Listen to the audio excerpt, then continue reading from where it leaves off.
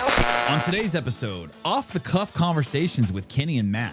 Podcast questions. Now you got to go to the nurse's office because you your pants.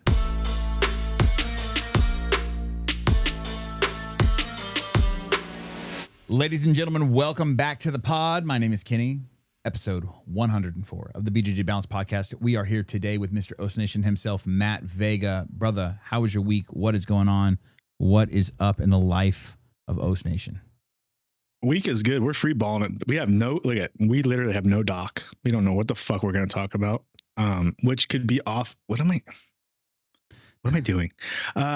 Which stroking the mic 2 weeks ago and I was fucking next week I'm gonna be like, what's up guys? Fucking I shouldn't have done that. I should not have done that for the camera. We have no idea what the fuck we're gonna talk about. Chat, clip that. I just got back from soccer. Bean scored again. The Bean scored again. She's on fire. This kid is on fire. She broke the streak, bro. She broke the streak. Oh yeah. It's like when you, I can't, okay. Don't think of a different analogy. Yeah. Not with your kid, bro. Compare my daughter. Okay. It's like when you, do something for the first time. It's like, now it's easy. Now I'm doing this all the time. She broke. It's like when you don't know this because you've never, when you drink beer and you go pee and you break the seal. Now you just got to pee unlimited times that night. So you're just going to score all the time now. Dude. Like me at 22, this chick's just scoring, dude. She's on fire and I'm very proud of her. Very proud of that. I'm sore as shit. Worked out, lifted some weights, worked out this week. I'm pretty sore. Did upper body, so it wasn't so bad. But legs is coming next week and I am not excited for that. JV is a leg man, bro. I know. And that's one of the main reasons I started working on them, because guess what? Your boys' legs, they need work because they need replacements and they need to be stronger. Yeah. So, smart. It's something I need to do. But started that, pretty sore there.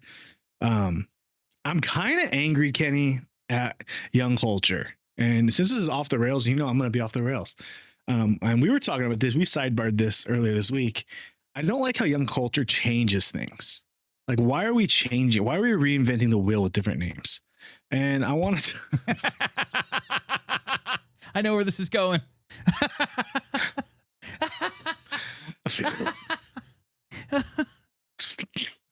I want to talk about masturbation.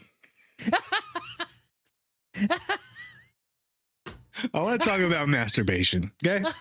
This makes me so happy. On the BJJ Balance Podcast. As 40-year-old man, I could say we're both black belt masturbators.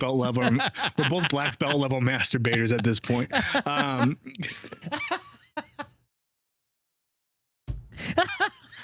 What? Hey, and you know what really made me mad is legs. Sorry, Corinne. Legs. Sorry, honey. I'm not even fucking 180 seconds into the podcast, bro.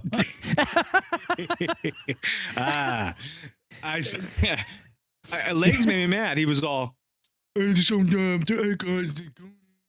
hey, why are we calling it a crank zone gooning?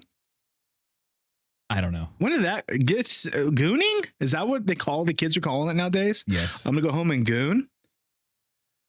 No, that's what they call it, but we don't have to accept it. We don't have to accept that at all. I'm pissed. Actually, it kind of made me mad because it sounds creepy. It does. It sounds like gross. It's like, I mean, it is kind of gross regardless. Self-care, it's important. But I just don't like how the youngsters, and then the same thing with e-bikes. E-bikes are all cool now and everybody loves an e-bike. E-bikes are the wave. There's kids everywhere, especially white kids. White Caucasian kids just love themselves an e-bike and they're just mobbing. We've talked about this before and it's so cool. Hey, I don't care who you are. That's a fucking moped. It's an electric moped. And where I come from, mopeds are not cool and they'll never be cool. Okay. Mopeds were never cool. Now it's like, and I'm going to blame Newsom. He's made gas so He's made gas so bad. He's made it so uneconomically friendly here in the California that electric is the way to go. And like now, grown ass men are buying e-bikes and they're trying to riz on it. And to me, it's fucking annoying. Yeah. You've quoted like, well, if I was 15, I'd have. If I knew I could get chicks, and I get it. Well, I mean, but I just don't. I just feel like, I mean, it used to be you would strive to get a car when you were like 15, 16. You know what I mean? Like 15, I'm going to get a permit. 15 and a half, I'll get a car. But now that's like I don't know. And we live in a relatively like affluent area. It's not like we don't live in the hood or anything. Most of the people around here can afford to buy a car for their kid. You know what I mean? Yeah. So, but I feel like it's younger and younger. I feel like it's like 12, 13-year-olds on e-bikes. And I'm like, yo, how are you pulling bitches at 12? I was watching Power Rangers still, bro. Straight up. I wasn't. I for sure wasn't. I was just getting over a cootie phase. Oh, yeah. Look at video games they were cool when we were in high school, but they weren't that cool. Right. They were cool. But it wasn't like so cool that you'd rather play games and hook up with chicks. Right. Like, as soon as I get my license, I'm going to look for other adventures. I'll play Mario Kart 64 with my boys at the house because I have to. But like the graphics they give, because I went back to some of these old school consoles and played some of these old school games. Boring. And no wonder I was outside all the time. We were like, oh man, this is innovative. Yeah. I remember seeing the graphics and it was just Helena Cravar out there in a fucking gun just running around. And I was like, this is good. Can't get any better. Can't get any better than these N64 fucking James Bond graphics. Fooled me. I can't do it. But now games are so legit that kids don't want to evolve. They don't want to get out of their house. They don't want to do anything. They just want to play online. Even then, the social aspect for us, video games as a kid, online gameplay wasn't a thing. So it's like if you wanted to play with your friends, it's because your friends were coming over. You know what I mean? Like you were still in the same room together.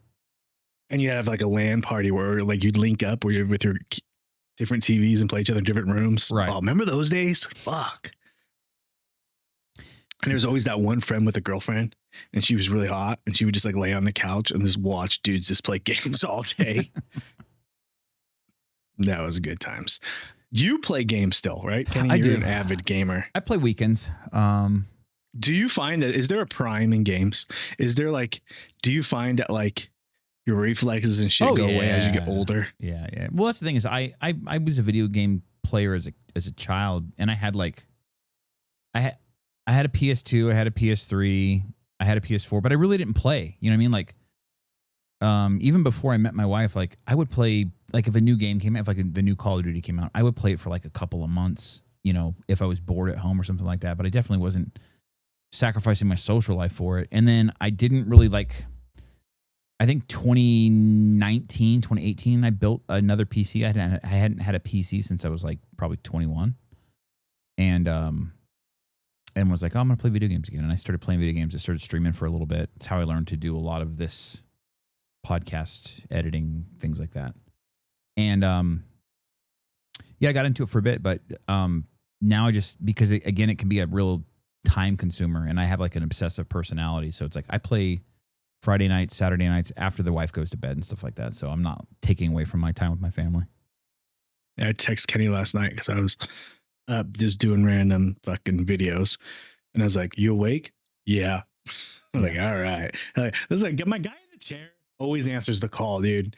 I'm like, you always answers the call. Kenny always answers the call, no matter what. If I was in jail, it's like, you can make one call and the guy has to answer. I'm calling you. I know that the guy gets money. I get money if you answer. I get 20 million if you answer. Yeah. I'm calling Kenny. This guy's answering the phone. And so am I, because I'm always on it, doing something. Yeah, even last night I was like brushing my kid's teeth and my wife walks up and she's like, do you want me to answer it on speaker? I'm like, what are you talking about? And then she shows it to me and you were calling. I was like, yeah. It was, I don't know. Yeah. Imagine I'm just like, yeah, dude, got so many girls over here right now. You should be here. Yeah. Would never. And real quick. I'm rocking the Warhead Wrestling Club jersey today. Fucking shout out to my buddy Russ B up in Northern California who runs Warhead Wrestling Club. This thing is dope. This is a premium fucking jersey, dude. Russ B trombone. Hell yeah, dude. Fuck yeah. Yo, maybe there's a BJJ Balance jersey in the works. Oh, that would be sick, dude. They would be very limited because I've got a sneaking suspicion these things aren't cheap just to make, let alone what we'd have to retail for to make a decent. And then it'd be a pre-order probably. Yeah. And what number are we gonna put on there? There's nothing on the back of this. It's he's got a California state flag. Okay. But okay. That's cool. But Let's maybe think of something fun to put on the back. 69, buddy. What the fuck else are we putting on there? No, dude, we're not. Yes. We're not SRH, bro. Okay. We're not, dude. We're not brat. We're not fucking right. I mean, we're not. Yeah, we've heard my Metal Militia story. Go to the archives, dude. We can't do that. Okay. I'm like, all right, dude. I'll just start putting with a hat like this. Yep. And I'm not doing it, Kenny. I'm not. We're gonna convert. But I'm not doing it. Maybe the year we established. Yeah, that could be cool. Maybe the year it is currently. So there could be multiple years jerseys. You know? Yeah. Well, the year we're established is 23. Yeah. I mean, I kind of want to make it something funny on the back. I don't know. Gooners. Gooners. If you see this, you're about to get choked. If you see my back, don't show it. You're not supposed to see it. Anyways, yeah, that'd be cool. Jerseys would be cool. Looking jacked. Can you lifting? No. Just good lighting. Good. Yeah, it's good lighting. You trained this week? I trained Monday. And then I got tattooed. Yeah. I got tattooed last week. So I didn't train the week before, but I trained Monday. And then I had orders all this week. I was doing like Tuesday. I'm like, I got to get shit out the door. So I packaged everything Tuesday. I mailed it out Wednesday. I took Wednesday off because we had a school function for my kid, like a back to school night thing. Thursday, I did more orders and we had a friend over for dinner. And then Friday I was planning on training, but then I'm trying to sell this camera so I can buy a different camera. And tell them what you're selling, Kenny. Tell the people. They can start their own podcast. Yeah. If you're starting a podcast with this camera, this is a Sony FX6. It's a very nice camera. It's Sony's like top tier before you step into like a Hollywood camera. So it's a great and a very popular like documentary camera. Not this camera in general, but cameras like this have been used for adult films before. Well, fuck, maybe this camera. I don't know. It's a Netflix approved camera and things like that. So it's a very popular camera, but it's a very expensive camera. So if you're in the market for a camera that costs almost $6,000 and you want a good deal on one with very low hours, hit me up. But yeah, so I had a guy that was supposed to come out and look at this last night, and he even hit me up on Thursday and he's like, hey, just wanted to clarify tomorrow, I'm like, yeah, for sure. I hit him up on my way home saying I should be home in about an hour. He texted me at like 9:00 at night. Sorry, man, I went a different route. I skipped out on jujitsu for you, bro. Hey, bro, you left us on the doorstep with a corsage. Mom and dad were fucking ready to take pictures, and we were ready to go to prom, and you never showed, dude. That's not cool. I pulled the box out. Like I keep everything like for that kind of stuff. So I have like the box, all the original like manuals, all the accessories that it came with, everything. I pulled all that out to get this thing ready for the sale. He didn't go a different route. His wife said no. Maybe. But so you're really going to spend that money on this camera when you know little Susie needs braces? That's what happened. But yeah, there's absolutely nothing wrong with this camera. It's a phenomenal camera. Obviously, I'm using it right now. The next camera that I want to step to is a little bit more nerdy, complex, and unless you're a camera nerd, it would not make any sense to you what I would say. And I'm like such a fucking noob that like I don't see the difference between cameras. And Kenny's like, even the stuff we have purchased for me on this end, because Kenny's always tits over there. But the stuff on my end, they're like, man, you sound so much better. This is going to make you look so much better. This is going to this. And I'm like over here like, okay. And I'm like, I can definitely tell better from the red wall, the early stages of the red wall. I had my shit. Like I purchased a laptop. First, I didn't even have a laptop. Remember we did it off what did I use? I didn't even remember what I used. I used something old school shit. I had my computer on a piece of Tupperware. I set it on a chair. Like it was real ghetto over here. Yeah. It was real ghetto over here. Now I got an electric desk and all this crazy stuff, but I couldn't tell the difference. And Kenny's like, you sound so much better. I was like, I sound okay. Just run it. Yeah. But Kenny's like really ears to the ground on that kind of stuff. You do. You sound better. You look. There's like an actual. You can see the skin tone in your color now. I mean, the colors in your skin tone now, and you don't look like you're fading into the wall behind you. And there's like a separation between like your shoulders and the actual wall behind you. Like you look good now. You look clean now, and crisp and proper. So, hell yeah, dude. Training was good this week for me. We did some good rounds, good rolls. My buddy Mitch was supposed to show up from work. Didn't. Flaked. Is this a new? No, he just couldn't do it. Or has he shown up before? Is this the one that showed up last time? No, he's my friend from work, and he's done it before. And he said this crazy story, like, "Oh man, I made me do a front roll." And him, he was supposed to come back. He's like, "I'm ready to come back." He didn't come back. Life, but he wants to come back. And I was like, "Bro, I'm not even gonna roll with you this time." Like, I had to roll with him the last time because I wasn't sure he's gonna come back. Right. If you ever get a friend. We've talked about this in the past. If you ever get a friend to come to jiu-jitsu with you, you gotta roll with them. And smash them. And you have to whoop that ass. And you're like, whoa, dude, that's fucked up. That's not how we do it in jiu-jitsu. No, it's not. Not how we do it to new people. But that's how we do it to our friends from work who are going to go back to work and tell everybody either you're legit or you're the shit or you're not. Like, so yeah, you got to smash them. I had to roll with you the first time. Second time, I'm not going to. I was like, oh, you're back for the second time. Let me teach you some stuff.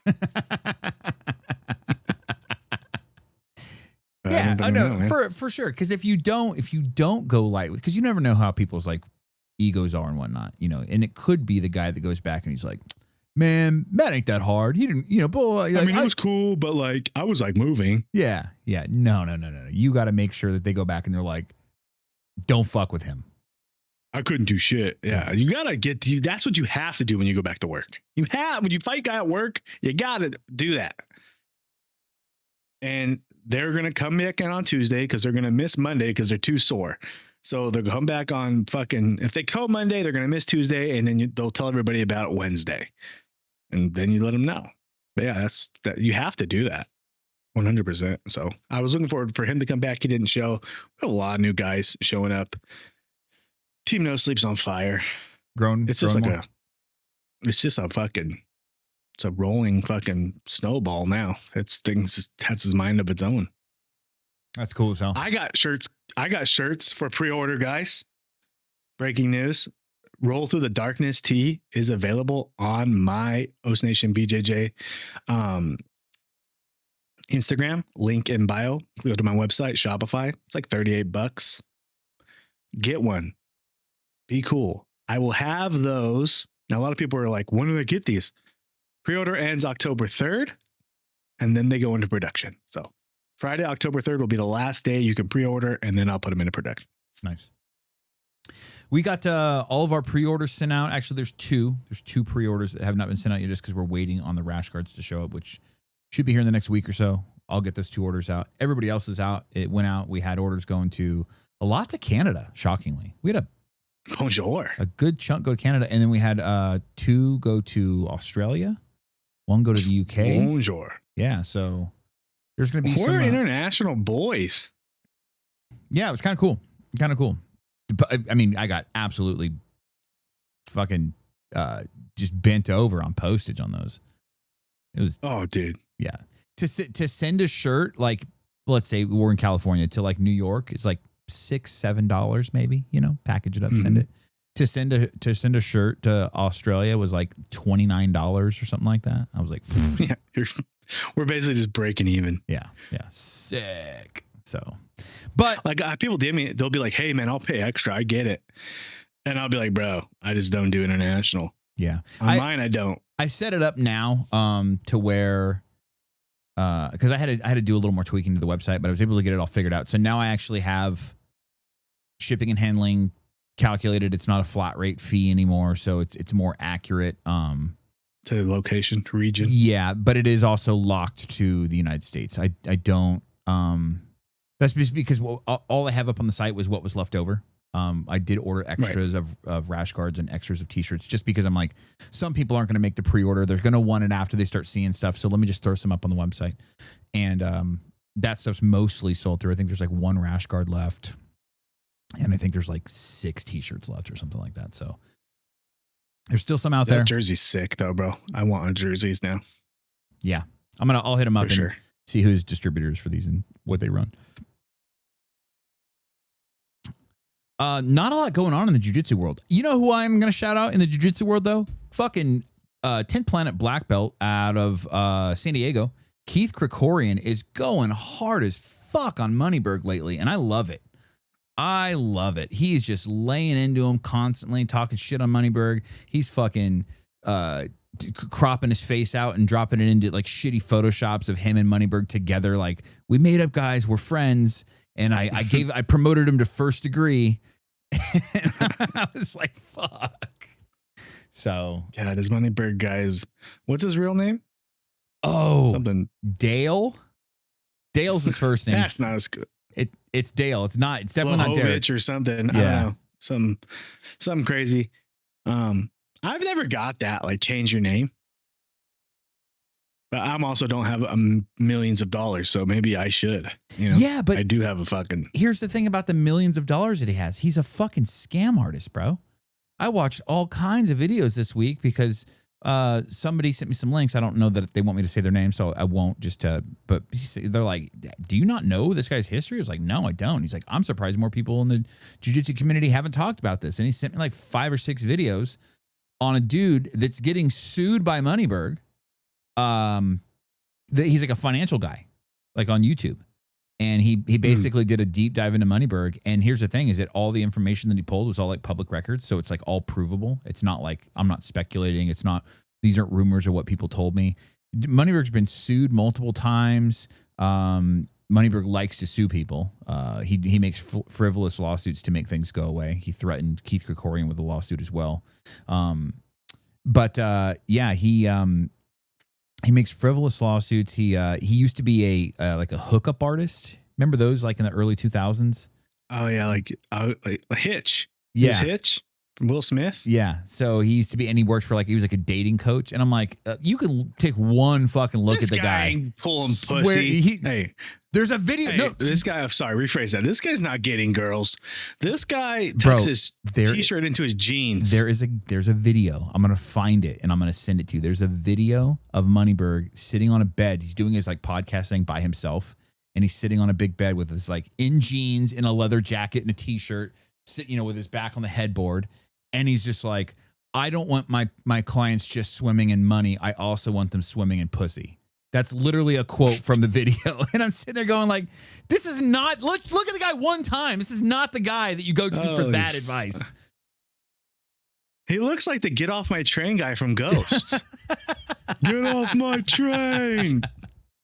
That guy ain't pulling birds. No. It's crazy to me. Just how big of a scam artist is. And so anyways, a lot of the money, so that what he's doing is he makes these people sign up for like a mastermind class or a mastermind group or whatever, or seminar, charges them $5,000, doesn't show up, and then he has a no refund clause in your sign up contract. So he's basically just literally skimming money off of people and then bailing and providing nothing. And then his response to him when they're like, you need to refund me my money, you didn't show up to the course that you charged us all for. He says, have your lawyer sue me, and then we'll deal with it in court. Like, that's his reply. I don't understand. That's a big thing in jiu-jitsu, and a lot of people are like making content, which is great, but a lot of people are like trying to sell how to become popular on the internet. Right. What you guys aren't realizing is those videos get a lot of views because people want to be popular on the internet. And that video is just paying them for making that video. It's not like if you're going to pay for a course on how to go viral, then you're not going to be the guy who goes viral. If you want to be a guy, you just got to be able to embarrass yourself. Right. And you got to be consistent and you got to be persistent and you got to just keep throwing stuff out there. You got to ignore the comments. I remember when we first started and Kenny would see how much hate comments I would get, people talking shit about me in the comments. And like my fucking night, he would just come, he'd just be in the comments just going at these dudes. And I'm like, bro, you're going to get carpal tunnel trying to fight these trolls in the comments. Like that's just what it is. You just got to welcome it. And like, you got to learn to break that. Yeah. If you want to become successful on social media, you got to be able to just like it anyways and just keep it moving.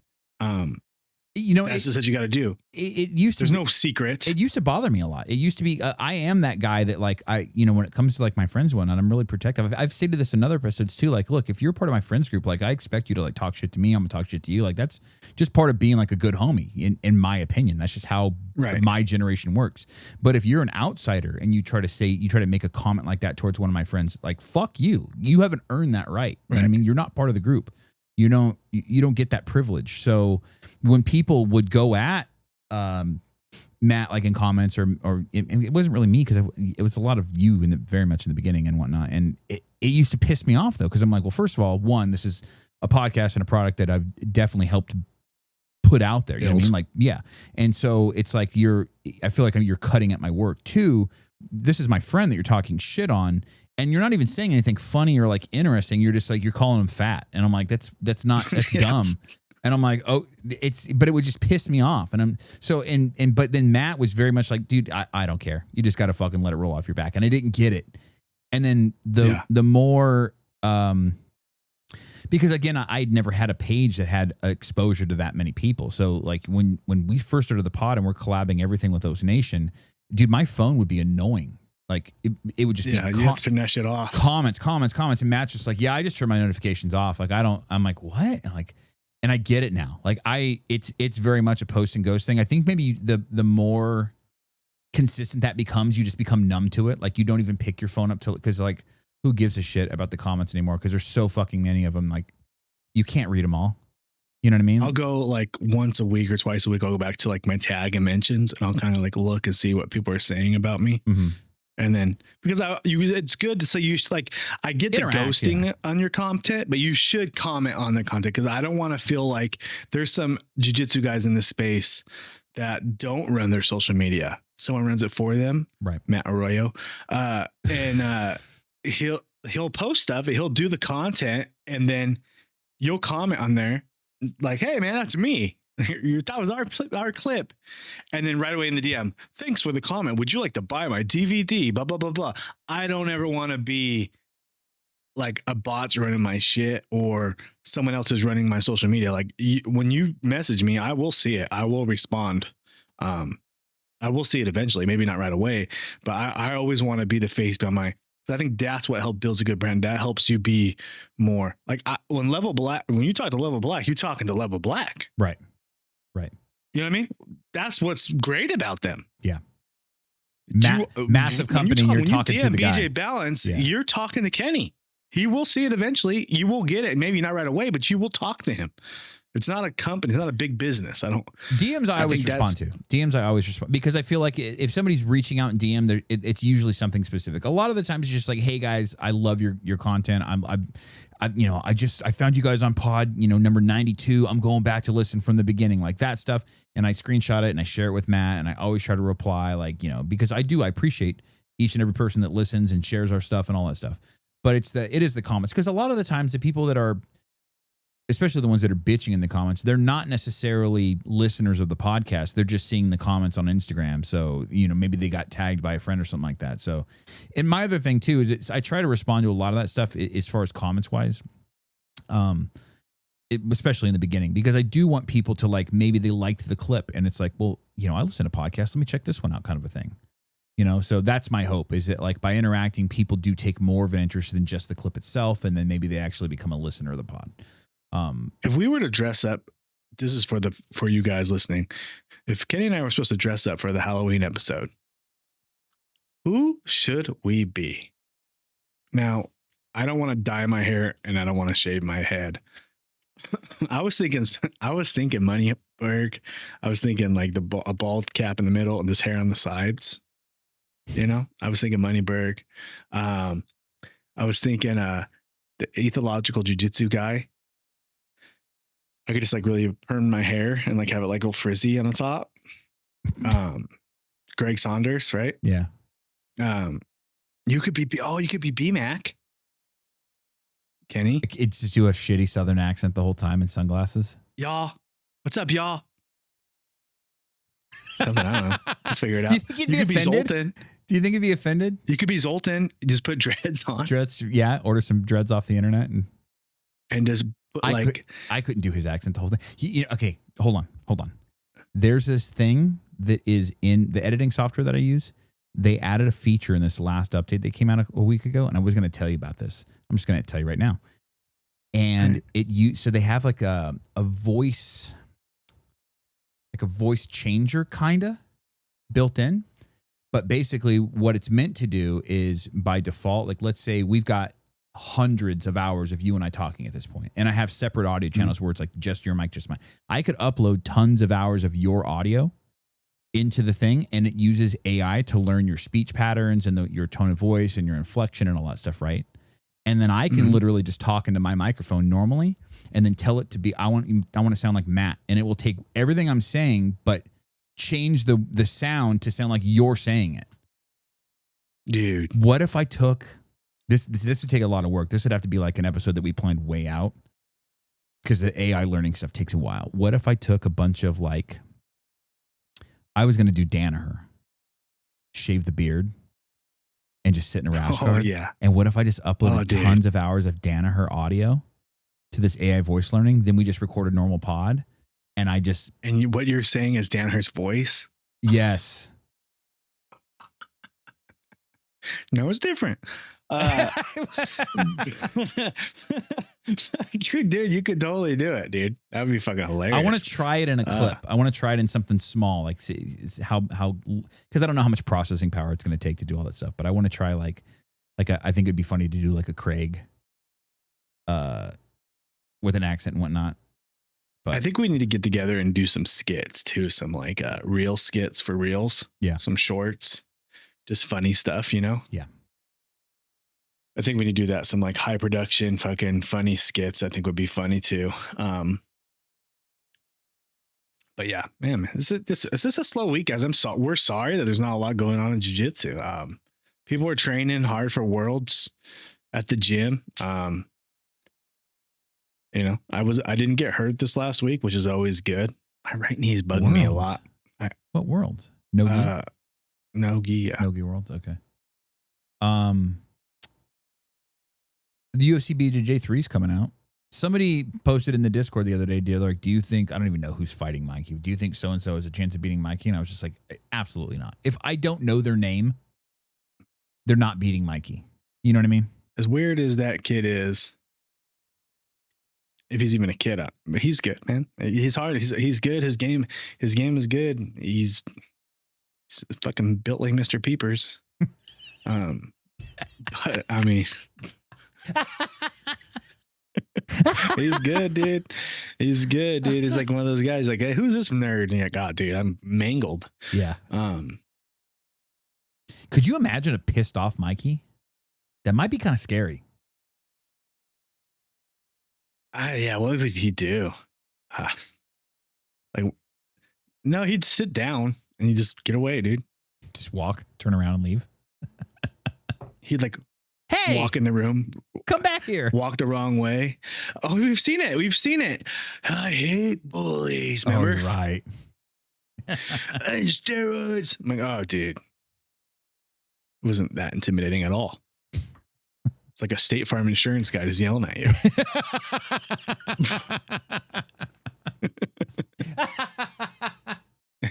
I was like, hey, dude. Yeah, we got questions. We do. Let me jump into these. Not a lot. We had that long one you sent me earlier in the week, right? Yeah. Let's do that. Dive into that one first.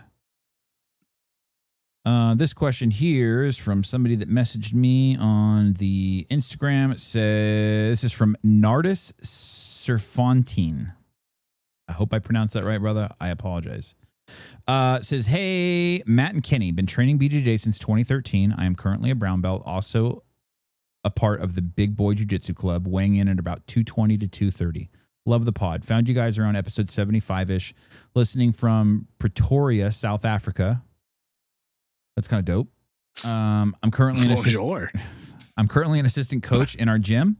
We make it a fun and competitive place for everyone to train. I do have a full-time job, and I can only train and coach twice a week. Any advice on how I can become a better coach with the limited time that I have?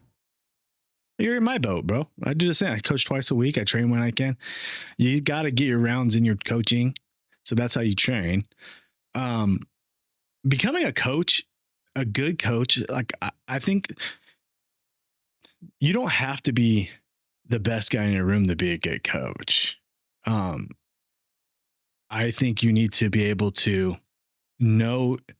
become more personable with your students or the guys you're coaching. You need to be able to know what guys' games are and know what they like to do, what they need to work on. And the way you're going to do that is by being involved and watching their rounds. That will then take away from you getting rounds.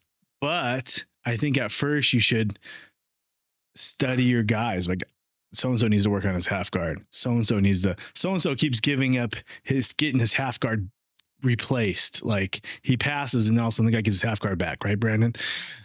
You got to be able to like evolve and learn your guys and become their friends. Because if you become friends with your students, it's just a different bond. And there's more of a trust thing there, because you need trust. You need to trust your professor. You need to trust your coach, because it's important, because it is a combat sport. It is something dangerous. So you got to they're like, all right, back step here. They're like, all right, I'm just going to trust them. Like, if they're like, fuck, no, I'm going to die if I do that. Like, you got to be able to trust your professor, and it just takes reps. So if you're coaching, you're a brown belt, you're learning how to coach. You're learning your cadence. You got to talk. You got to talk through rounds. Tell them, now do this, now do that. And then they do it and they miss and they lose.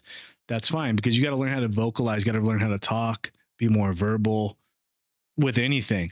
With podcasting, when I first started doing this, I was like really quiet. If you saw some of my OG sports troll stuff, brutal. I was just not good on the mic. If you watch the first like 7-8 episodes of this podcast, it was a lot of me talking. And then Kenny was talking, but he was more like just feeding me. He was more of like a distributor. He was more of like just an assist man. You know what I mean? And I was carrying a lot of the verbal. And then one episode's like, hey, I'm going to do the intro. I'm like, okay. And right from there, it's switched where he was now going off and I could just sit back. You know what I mean? Like, you got to find your rhythm. You got to find your cadence with anything in life. So that's it. It's just going to take reps. It's going to take time.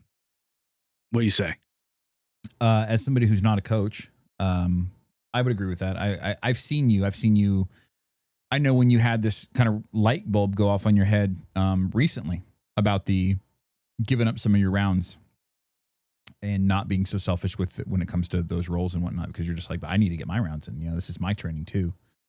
But then you're like, I feel like when I walk around and I'm able to like, you know, observe my guys, I can coach better. And I think things like that will help when it comes to tournament time as well. You know what I mean? Because now they're used to listening to instruction for you. And if you're just constantly rolling all the time, then they're never, one, you're not going to know how to like do that in the moment coaching. And two, they're not going to know how to listen. But anybody can show a move. Right. Well, I'm saying right now, if like, okay, so, you know, to your credit, what you're saying, like if Matt's walking around the room and he's watching his guys rolling, and he stops and he starts looking at one and he starts to give, like, let's say he always usually chooses the guy that's on the bottom, whoever's, you know, needs the most help. That's who he's going to start helping. And he'll start coaching them through things. And all of a sudden you'll start to see them like, cause it's difficult to like be doing jujitsu and then also listen to what somebody's saying and then process what they're saying and feel like, okay, their hand is over that. You mean like now you've got to be more aware of where every limb is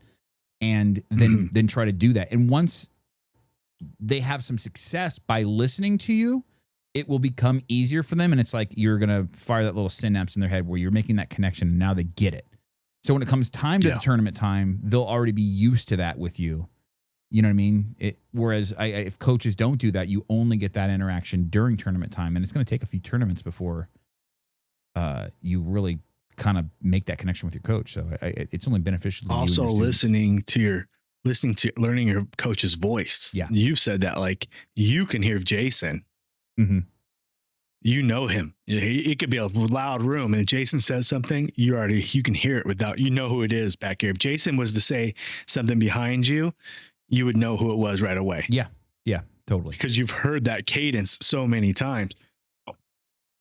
Same thing. One of my good friends, Vader, he's like a human joystick. I could be like, blink 2 times. He'll blink 2 times. Like, he's so great at, like, just doing what the coach says to do. It's cost him. One time I said, step with your left. And I meant his right, but it was kind of backward. I said the wrong leg. He stepped with his left and got swept. He's so, and I was like, damn, that was on me. But again, that's why I had to get my reps in by using my cadence. Right. And then I got a friend named Bronson. Shout out Bronson. It's been 3 years. We'll see you soon. Blue belt, just quit. I will be like, get the underhook, forever. Get the underhook. You got to have the underhook. You got to get that on. And then he's like, he comes back off. He never got the underhook. And he goes, I heard you. I wanted to get the underhook. I was just waiting for the right moment. I was like, no, you didn't trust. You didn't have the trust. And why didn't he have the trust? Probably because in the rounds at practice, one, ego rolling, and he wasn't, he was trying to win every round with the way he wins rounds. And 2, he didn't listen to the coach in any of his practice rounds. So he doesn't trust that it will work. Right. So he didn't have the trust for me helping him at that time. Makes sense. Next question. This is from Plaka080. Patchouli in class, yay or fuck no? Personally, I hate it. I'm going to agree with him flat out. I hate patchouli. What is patchouli? Incense. Incense, like smelly stuff? Like the little, like, looks like a stick, and you like put it in an incense holder and light the end of it, and then you see smoke coming off it. But people do that in class? I guess. We don't do it in my gym, thank God. I probably wouldn't go to a gym that did that. The smell of patchouli makes me sick to my stomach. Yeah, I don't. Man, yeah, I would. Yeah, no, I don't. Yeah, we don't need smell. It smells like shit in a gym, dude, and it's supposed to. The fuck? It's supposed to be like, God, people are fucking sweating in here, huh? Yeah. Working. Mark like action. Matt, your top 3 wrestling Hall of Fame. Kenny, your top 3 hip hop Hall of Fame. Fuck. My top 3 wrestlers all time. I think Bret the Hitman Hart is the GOAT. He is exceptional in-ring talent. He never hurt a fellow wrestler. He's an absolute technician. He was one of the better heels. He helped spark the popularity of DX, Stone Cold Steve Austin. Both of them got pushes from him. He's one of the main reasons they got their spark. He was their main rival. Bret Hart is my GOAT by far. People talk shit on his promos, but his promos got to the point and they did what they needed to do to get there. And he had everybody hating Canada there for a couple years. Bret Hart is my GOAT. Number 2, I'm going to go Hulk Hogan, because you can't have wrestling without Hogan, even though his wrestling kind of sucked. His work rate was kind of sucked. If you look at some of his stuff from Japan, he was very technical, drop kicks, drop toe holds, did a lot of really legit wrestling, but his American style was very boring and like very scripted, but you can't, there would be no wrestling if there was a Hulk Hogan. And then number 3, personally, I'd say it's Austin to me because of the money he grossed in the Attitude Era. But if you're being honest, it's probably Ric Flair, just because he's broken over into like mainstream, and he's broken over. He's been doing it for so many years, and he's a 16-time world champion, NWA, all that good stuff. So Ric Flair is number 3. Hip hop. I'm going to go. I don't know. You go. I don't fucking care. I'm not a wrestling watcher. Matt knows this all well, but as a child, my favorite wrestler was the Ultimate Warrior, but he had a really short career. It seemed like he was a real dick and he didn't help anybody and he was a bad wrestler, but he was over and he was white hot. Oh yeah, he was. And he just absolutely a fucking unit of a human, man. He came out there and you're like, holy fuck. No Macho Man in that? Macho Man is good too. But you can't put him above Ric Flair, unfortunately. Yeah. Personally, I like Macho Man better than Ric Flair. Like I have guys I liked better. I like Ricky Dragon Steamboat also. But I'm just trying to say who on the Hall of Fame top 3 guys of all time. Those are my top 3. I like Nas as a rapper. I even like some Jay-Z. And I was never really a Tupac guy. I was never really like the NWA type stuff. Never really liked that style. And these guys are not goats to me. I know they're not goats, but I like Lil Wayne and I like there's 3. I would say when it comes to hip hop, I just have to preface this by saying that when I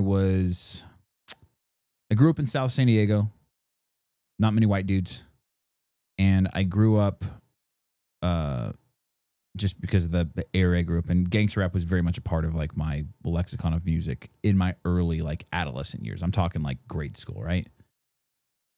And once I hit 7th grade and I got into like breakdancing and graffiti and you can breakdance, Kenny? I used to be able to breakdance. I can't. We gotta get you doing some kind of shit on the mat, dude.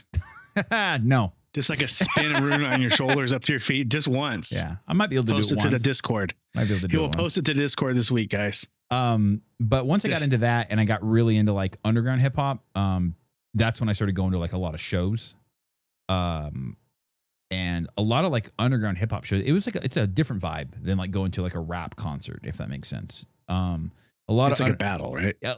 Well, I'm talking like even with like musicians performing on stage, it will turn into that. Usually there's a DJ and the DJ is usually going to be like the warm up act and people will be out there dancing, breakdance, battling, all that shit. And then there's usually maybe like an opening act or something like that. Maybe it's a smaller guy or whatever, maybe a local guy or something like that, but same vibe, you know? And then they'll have the big guy come out and then like, you know, the bigger act come out and then they'll do their set and people get really into it. And like real good hip hop is like great with like crowd control and like getting people involved in the show and making you feel like you're a part of it. It really turns it into an experience versus just sitting there and listening to the artist perform the songs, you know?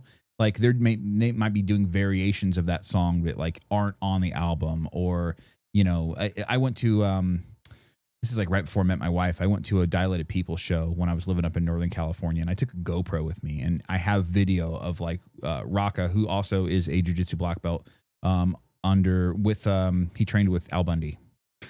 So he's a Gracie Jiu-Jitsu black. Yeah. And so he ends up grabbing my GoPro from me from the crowd and like took it up like on the stage and like filmed himself with it while he's rapping and then like hands it back to me. Like that was just a neat experience that you're not going to get at like a Jay-Z concert. You know what I mean? Like it's a different thing. It's a different vibe. It's not a concert. It's a show. It's an experience. It's so, more personal. Very, very. So that's the, bucket of hip hop that I fall into. I really like underground acts in like early 2000s, like, you know, basically through my late teens and like I'd say even mid to late 20s. I went to a lot of shows. Like I wouldn't say every weekend, but like I'd say sometimes like sometimes it was like 2 to 3 shows a week, depending on who was in town and if it was like a summer weekend and there's like a lot of talent coming through the town. But I would say at least a couple a month at minimum, like every single month for years in a row. I went to shows. And who's your favorite rapper right now? Current, like actually releasing. Yeah, who's getting after it right now? Honestly, it's the old guys still. So I like that Mexican OT. Guy. I like Mexican OT as well. He's fun. Yeah, I kind of fuck with him. Funny, but I kind of like him right now. Yeah, but the Mobb Deep just released an album last week, and they're an old, you know, 90s act. But they just released, well, one of them passed away, I think a year ago. but they had a bunch of songs that he had worked on before his passing that just never got released. So they reworked those songs with a new producer. And then Ghostface is my favorite. He's top of my list of Hall of Fame. Ghostface from Wu-Tang Clan is my absolute favorite rapper without nobody's even close, in my opinion. I would say number 2 for me is probably MF Doom. Again, another guy that's passed away. There's a lot of lore behind him. He was a rapper in a group in the late 80s, early 90s. That group ended up disbanding. They had like a fallout with a record company. He ends up coming out as this solo act years later, and he wears a mask. It's like a silver mask, like Dr. Doom, but it's the mask from Gladiator. And so he starts performing all these shows wearing the mask. He's always wearing the mask. He never takes it off for the show, kind of a thing. And then he creates this character, but he creates these other characters as well. So he has MF Doom, which is the main character. Then he has another alias that he performs under and makes music under named Metal Fingers, because he does his own like beat production. Then he has another character named Victor Von, which if you are into comics, Victor Von Doom was Dr. Doom's civilian name. And then he's got another alias under King Ghidra, which is a character from Godzilla.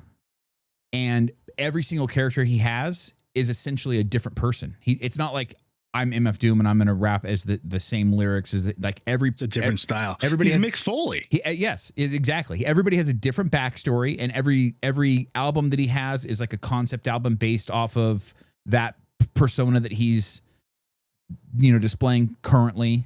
And the crazy part was eventually he ended up moving to the UK. I think he got like he wasn't allowed to, even though he's a US citizen, he wasn't allowed to enter the US for a while. But he would get booked for these shows, right? And MF Doom's name or his like the phrase is I'm your favorite rapper's favorite rapper. And that rings true. And a lot, what he would do is he'd book these shows and he would send other people, like other actual experienced rappers in his place wearing the mask. And they would perform the whole show. And at the end of the show, they'd take the mask off and it wouldn't be him. So a lot of people in the beginning, when they first started happening, they were getting pissed off because they're like, oh, I just paid for an MF Doom show and MF Doom didn't perform. And then they started referring to those people as Doom bots. And then it became like, it basically, if you got trolled by MF Doom, it was like a privilege. Like, oh shit, we got hit with a Doom bot. Like it became like a part of the, like, is he really going to be here tonight? Or is it going to be somebody else? Who's it going to be if it's not him? That kind of a thing. Can you guess him? So that's cool. Yeah. He's got a cool, he's outside the box. He thought he turned wrestling and he turned it into pro wrestling. Yeah. Yeah. Very. That's what jiu-jitsu should do. And then I'd say that's for another podcast. My last, I'd say because just to do my top 3, my last, Mos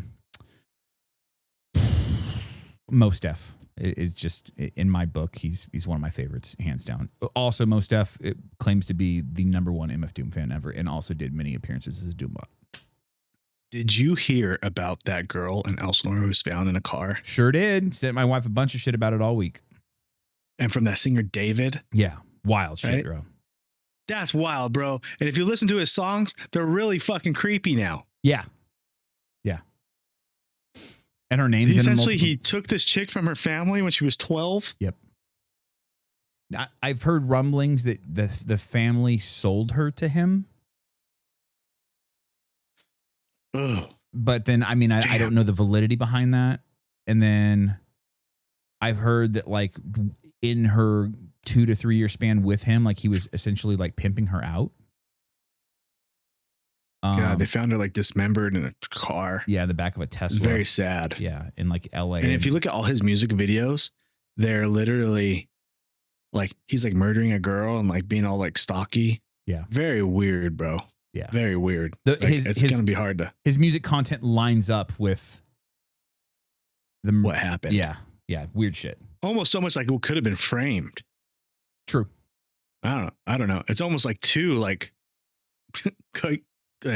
closed, But also at the same time, he's an adult. When he took her when she was 12, he was an adult. Yeah. So you can say what you want about if he didn't kill her or not. He's a fucking pedo.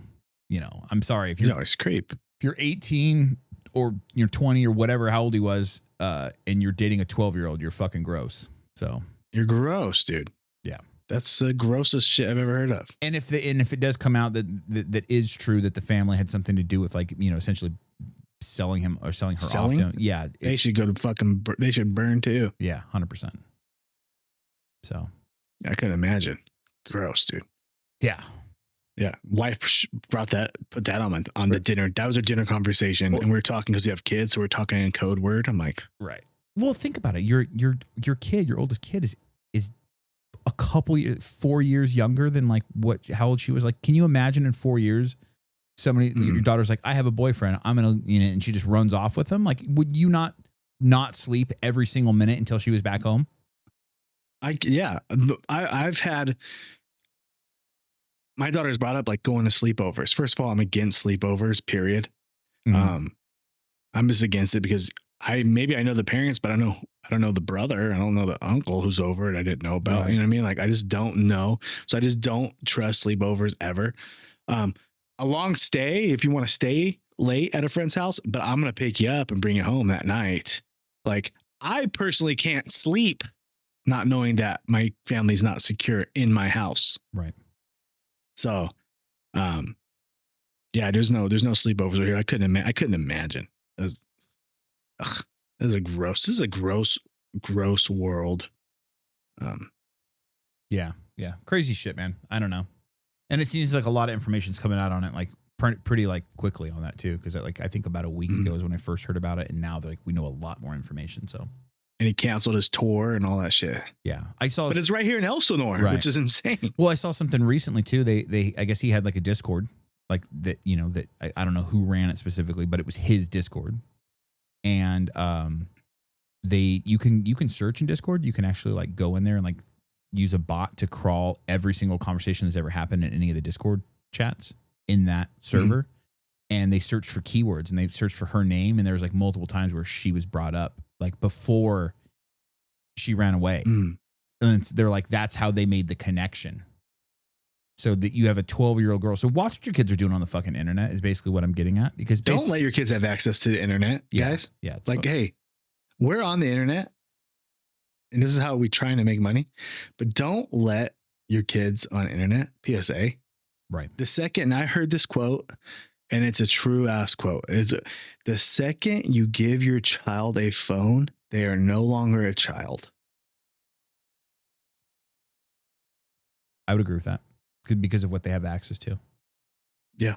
At their fingertips. They're no longer watching Bluey, dude. Yeah. Don't do it. Monitor if you do give them tablet time, if you do give them like YouTube time, you're in the room watching it with them. Like, they're not by themselves watching it in their room. No, never. You got to be careful, man. There's fucking disgusting people in this world that just want to prey on the youth, and it's gross. I agree with that wholeheartedly.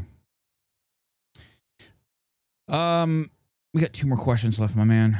This second to last one. This is Aaron 122. Craig Jones is in Tijuana. Does that mean CGI 3 will be funded by the Sinaloa? No, I get it. It's a joke. If I was Craig Jones, I'd be in Tijuana too. You guys Peanuts and Beer? They got a donkey show. He's at Hong Kong. Fair enough.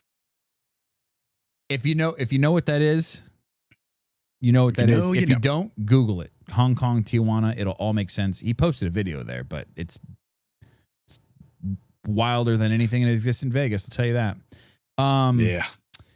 And but no, he's doing that foundation that CGI the money was going to. He's building Jiu-Jitsu gyms. Schools and stuff. Yeah, Jiu-Jitsu gyms in Mexico now, and I believe Level Black is partnered with some of these gyms too. So that'd be sick. Yeah, that's cool. That's cool that there's fucking their new drop, that Level Black, that green. Yeah, everybody fucking was hitting up about that.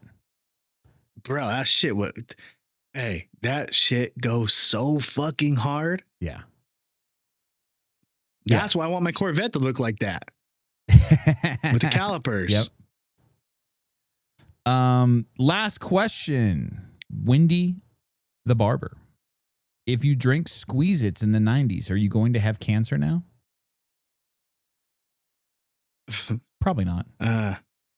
No, no, you might be sterile.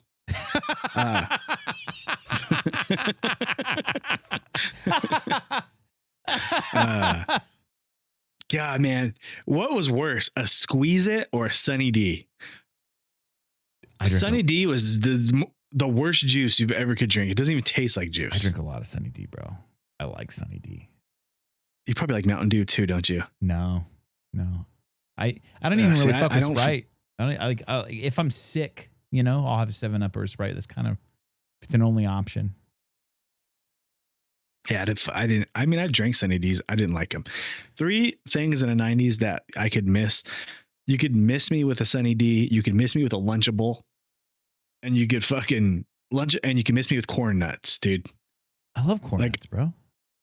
Oh, fucking I hate the smell of corn nuts. I hate the fucking Lunchables. Lunchables are gross. And remember when we were kids, we all had these cool ass lunch pails. I had a Flintstone one, I had a thermos, I had a Batman one, and all of a sudden one kid, and I don't know who this kid is, but he was the coolest kid ever, and he decided it's not cool to have lunch pails no more, and it's better to bring your food in a hot sack lunch. And so the whole world just quit doing lunch pails because of this one kid, and it started just making hot sandwiches in a paper bag. Fuck that guy. Because I had some sick ass lunch pails, with a dude, thermos, and I was too embarrassed to bring them to school. Yeah, thermos inside. Yeah, I got my first fight over my Flintstone lunch pail. Kid kicked it with his cowboy boot, and we just started throwing hands right there in fucking Miss Crandall's class. It's insane that you remember your teacher's name too. Yeah, I actually, because I used to like I used to poop my pants a lot in first grade.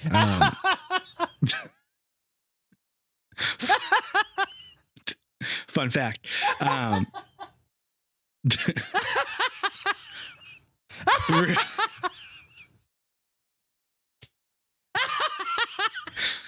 are you admitting this on the fucking internet, Matt? It's not first grade, man. Hey, take it easy. I'm 6 years old. So we're in kindergarten. Kindergarten's great. Miss Hookting's class, Winchester Elementary. Things are great. Things are fine. Things are fantastic. We have a bathroom in the classroom with its own door and a lock, a little toilet. It's kindergarten. It's great. So I'm in there. I could just drop a deuce, no problem. It was all good. First day in first grade, we're getting the big playground. I'm out there. Next thing you know, oh, boy's got a poo. I go to the bathroom. And I go into the stall, and it's my first time in my big bathroom with the multiple stalls by myself. Well, I hop up on the toilet, and I'm doing my thing, and I hear kids walk in behind me, and they're just loud young kids, and they were throwing wet fucking toilet paper balls and sticking them to the ceiling. And then one kid climbs up over the top, looks down at me while I'm pooping, 6 years old, first day by myself in the fucking bathroom, and goes, he's pooping. And this embarrassed me, Kenny. This embarrassed me so bad. So from that point on, I was so scared to use the fucking restrooms that your boy would just poo his pants. And it got so bad that I was like, well, if I poo my pants, I can go home. That was like I thought I figured out a hack to get out of school. And then one day I did it, and I went to the nurse's office, like, oh, time to go home.